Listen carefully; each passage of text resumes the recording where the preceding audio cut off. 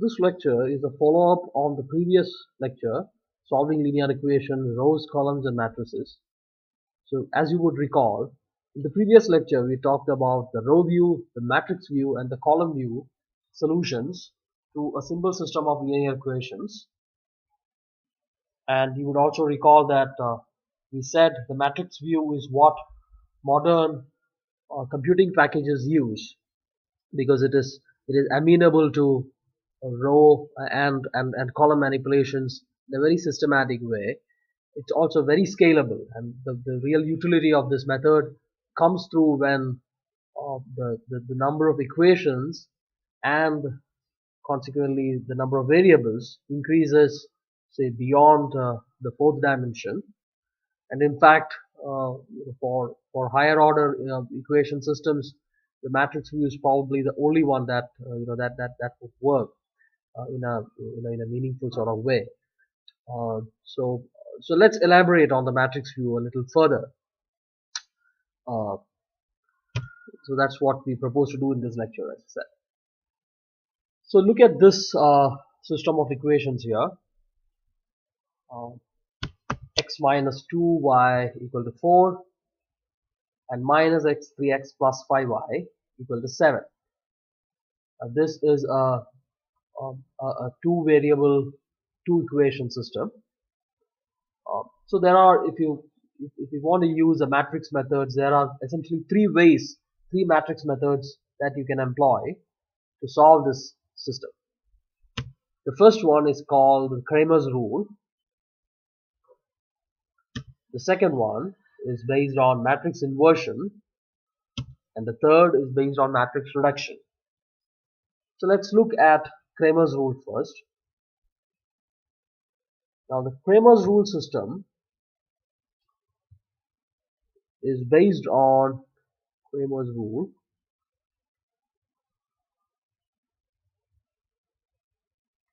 This is based on the properties of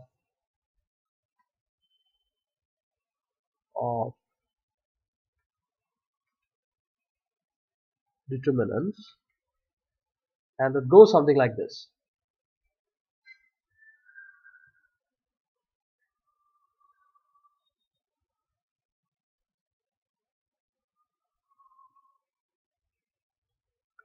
If you have a system of equations that goes like a11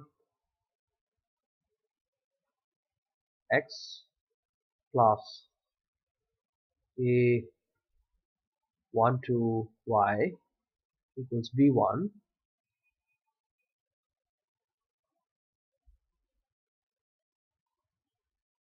then a21 x plus a22 y equals b2,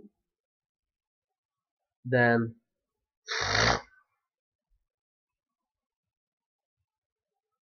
the coefficient determinant goes as a11, a21, a12, a22, and a determinant, the solution to that goes, this is what you would do as from a determinant based system: a11, a22 minus a21, a12. Now basically what the Kramers rule does is it says that you can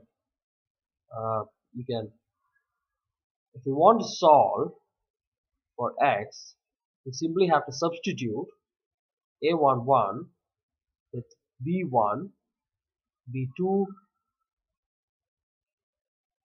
and then a12, a22. Similarly,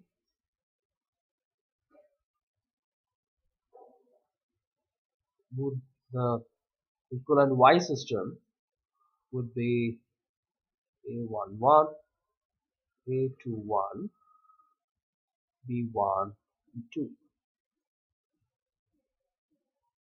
So therefore, you would get x as the x determinant divided by the coefficient determinant, and y would be y determinant divided by the coefficient determinant. So in this case, let's just change the color.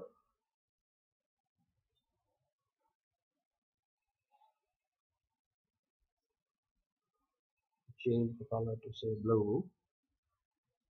Now, so for this system, when you use this principle, your delta comes out to be 1 minus 2 minus 3 5, which is equal to 5 minus 6 is minus 1, and you get the determinant for the x system would be 4 minus 7 minus 2 5, so that is 20 minus 14, which is 6, and for the y system you take 1 minus 3 4 minus 7, which is minus 7 plus 12 is 5, and therefore to solve for x you simply take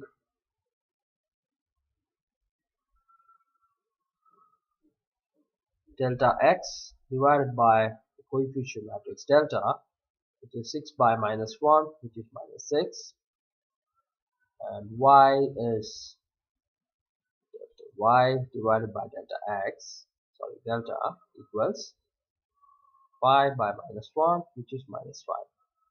So you have the system of equations here, and when we solve it, we effectively get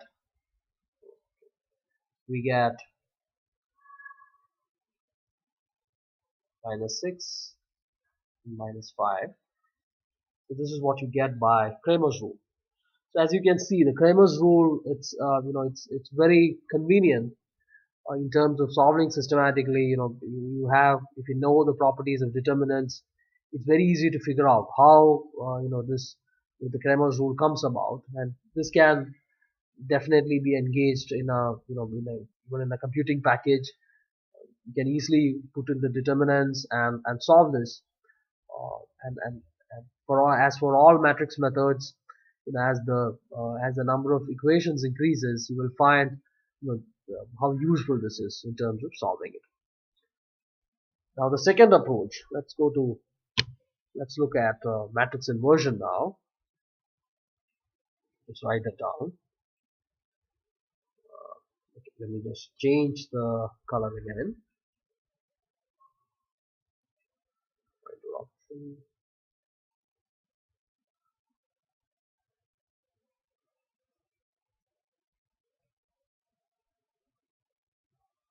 So this we will now talk about matrix inversion. Now the principle of that matrix inversion uses goes something like this. The system of equations, you can simply put it as ax equal to b, where a is your a is your standard, your coefficient matrix, a1 2, a2 1, a2 2, and x is your, of course, your xy system. B is the constants, and therefore solving for x is simply a matter of multiplying by the inverse of this matrix, is equal to a inverse of b, and therefore this is your identity matrix. Therefore x would be equal to a inverse of b. Now a inverse from the theory of matrices goes something like this: 1 by the determinant of a into adjoint of a into b. Now the adjoint of a, we need to talk a bit more about that. The adjoint of a, in this case, this is nothing but you take the cofactor matrix, which I will explain, and you take the transpose of that. Now, from determinant theory, the cofactor of each element. So you take the element A11, the cofactor of that would be minus 1 to the power 1 plus 1. Then the value of the determinant that you get by eliminating the row and the column. So this row and this column you eliminated, because that is where this comes, and then what remains is this. So A22, which would be, in this case, that would be A22, because 1 minus 1 power 2 is A22. So generally Cij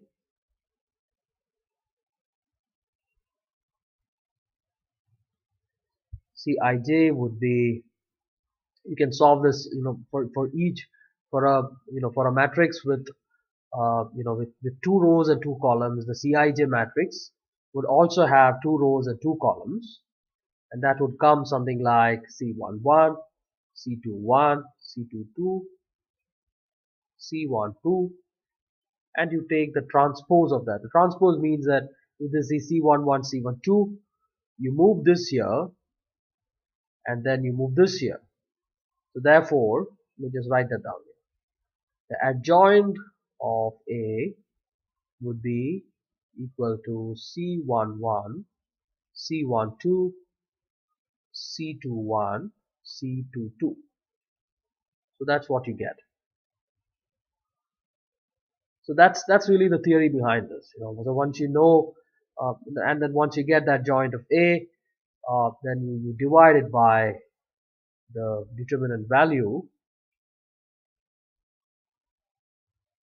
divided by the determinant value, that gives you the A inverse, and then you're back to the, that's what you get here. Multiply that by B, and you have the solution. So let's just implement this and see how this goes. So that in these kind of problems, once you solve this, it's usually much easier to to understand the concepts. The theory by itself might look a bit, it may not, it may look a bit dense, but once you use an example, it's hopefully much simpler. We'll change the color of this again. Pointer options. So in this case, the matrix A is equal to 1, minus 2, minus 3, and 5.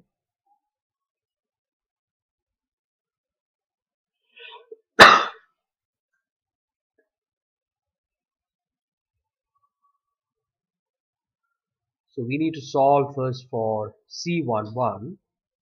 So in this case, so we said, here we have Cij. So we need to find this for all the cofactors for all these 4 values. So C11 would be minus 1 power 1 plus 1 into 5, which is equal to 5. Then C12 would be equal to minus 1 power 1 plus 2 into minus 3, which is equal to 3. Then C21 will be minus 1 power 2 plus 1 into minus 2, which is equal to 2. And C22 is minus 1 power 2 plus 2 into 1, which is 1. So therefore our the cofactor matrix would be equal to 5, 3, 2, and 1. Now what we need is a transpose of this matrix. Therefore, the transpose of this matrix would be 5, 3, 2, 1, 5, 3, 2, 1. So therefore, to solve our system of equations, what we have is x equals C transpose into B. Now, as you would note, C transpose is nothing but A inverse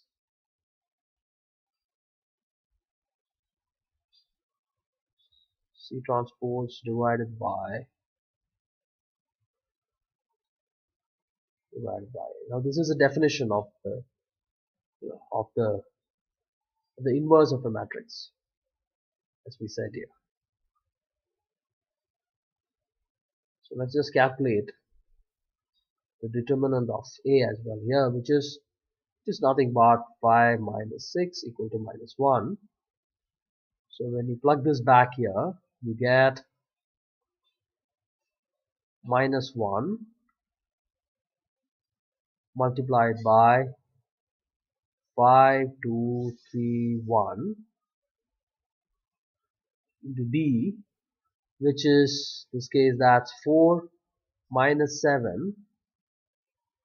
When you solve for this, you get, so this is the way to multiply this, will be 5 into 4 is 20,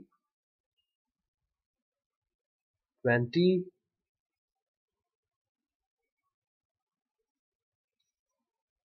minus 14, and this would be 12 minus 7. Sorry about the pointer. Into minus 1, which is equal to minus 6 minus 5. So there you have it. You get minus 6 minus 5, which you would recall from the previous lecture. That's exactly the same that you're getting. So that's the matrix inversion method. Now the matrix inversion method, it's again, it directly makes use of the properties of matrices, and probably from an academic point of view, matrix inversion is, it's sort of the brute force method, uh, in terms of implementation. But from the academician's perspective, it's very, it's very logical, because it really makes use of it's the most straightforward way to, you have Ax equal to B, and then you just multiply it by the inverse. It demonstrates the concept of an inverse. Now, obviously, in terms of implementing it manually, it's not exactly the easiest of methods, but it has its, it has its value, and in terms of demonstrating the theory. And when you use modern computing packages such as R, finding the inverse of a matrix, you can do that with a single function, and therefore it can also straightforwardly implemented in a, in a computer package. So you won't have any worries. So all this, the computation aspect of it, this would be the theory, but powerful packages such as MATLAB and R, they would straight away implement this on the software system, so you can directly use it. Okay. Now let's discuss matrix reduction. This is, of course, in the previous lecture we have seen this, but we will just run this through, demonstrating for this system of equations as well.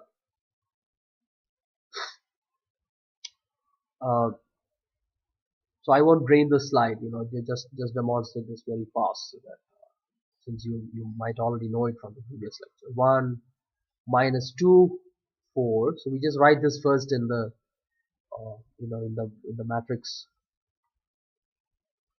system. We put a line here just so to demonstrate how that that this is different from the two sides. Now what you do here is So our requirement here would be we have to do a series of operations to reduce. So the format we require is we'll first use this as a pivot, and then we need to bring this to 0. So that's what we will do first. To bring this to 0, what you have to do is uh, so we need to multiply the first row by 3. So that's what we'll show here. So what we require is the row 2 should be replaced with the following operation. What we do is R1 into 3, then plus R2. I hope this is clear. So when you do R1 into 3 plus R2, what you will get is 1, this doesn't change, 1 minus 2, 4, and this becomes 0, because this gets multiplied by 3, add it back, becomes 0, then this becomes multiplied by 6, so minus 6 plus 5 is minus 1, and 4 into 3 is 12, minus 7 is 5, so you get 0 minus 1, 5. Now the next step, what we do here is we need to bring this to the form of 1. So therefore you replace this here, you would replace R2 with R2 will be replaced by R2 into minus 1. So what you will then get is 1 minus 2, 4, and you will get 0, 1, and minus 5. Now as you can see here, this is your uh, triangular form.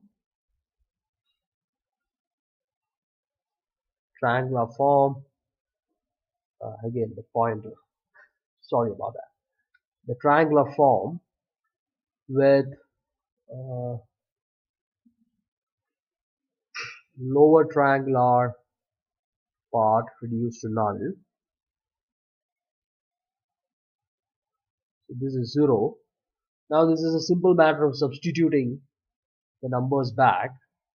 So you get, so you start with R2.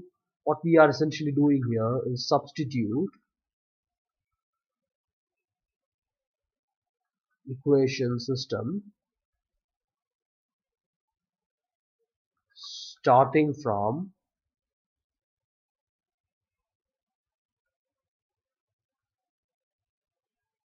lower row,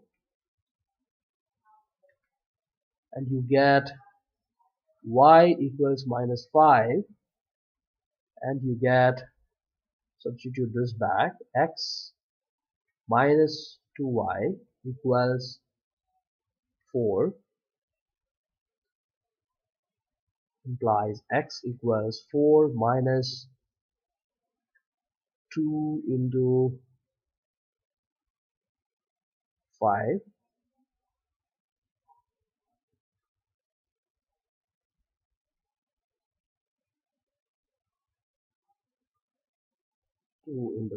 is 5, it's plus 4 plus 2y, yeah, correct. That is 4, that is minus 6. So you have that exactly back. Now x is minus 6 and y is minus 5. So you'd see that, obviously all three are equivalent methods, and the matrix reduction method, it has it's obviously it's the easiest to do, for larger systems, and even to do this manually, it's very easy. Between Kramers rule, matrix inversion, and matrix reduction, all three are extensions of the matrix method, and therefore completely amenable to software packages. So which method you want to use, it's essentially it's a matter of preference, and it does help a lot in terms of solving higher order linear equations. Thank you.